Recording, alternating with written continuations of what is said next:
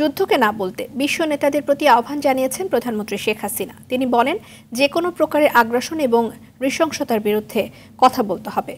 আলোচনার মাধ্যমে সমস্যার সমাধান সম্ভব। থাইল্যান্ডে অনুষ্ঠিত জাতিসংঘের এশীয় ও প্রশান্ত মহাসাগরীয় অঞ্চলের অর্থনৈতিক ও সামাজিক কমিশন UNESCAP-এর ৮০তম অধিবেশনে যোগ দিয়ে এসব কথা বলেন প্রধানমন্ত্রী। মিয়ানমারের সামরিক সংঘাতে রোহিঙ্গা প্রত্যাবাসন বিলম্বিত হওয়ায় এই অঞ্চলের নিরাপত্তায় হুমকি তৈরি করেছে বলেও জানান শেখ হাসিনা। রুহুল আমিন তুহিন তার প্রতিবেদনে আরও জানাবেন।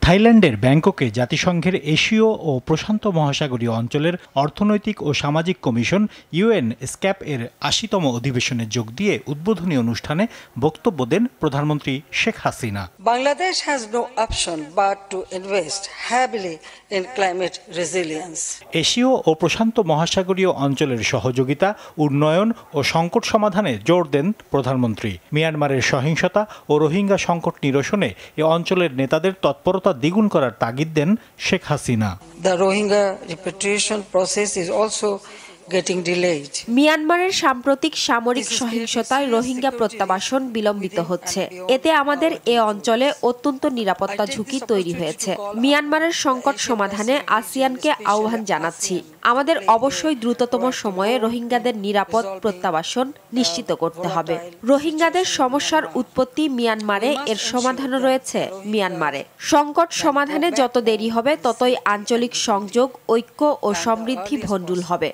এ বিশৃঙ্খলাকে শৃঙ্খলায় ফিরিয়ে আনতে আমাদের দ্বিগুণ তৎপরতা দরকার। বঙ্গবন্ধু কন্যা বিশ্ববাসীকে যুদ্ধের বিরুদ্ধে রুখে দাঁড়ানোর আহ্বান জানান। বলেন, আলোচনার মাধ্যমেই সংকট সমাধান সম্ভব।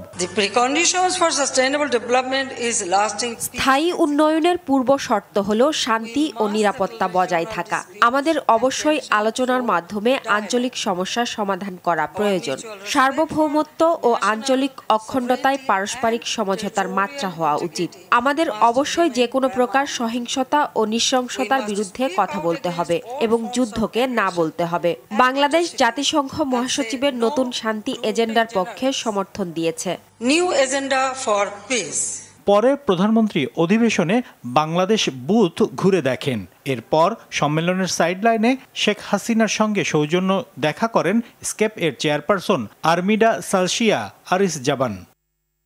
রুহুল আমিন তুহিন, RTV, ঢাকা।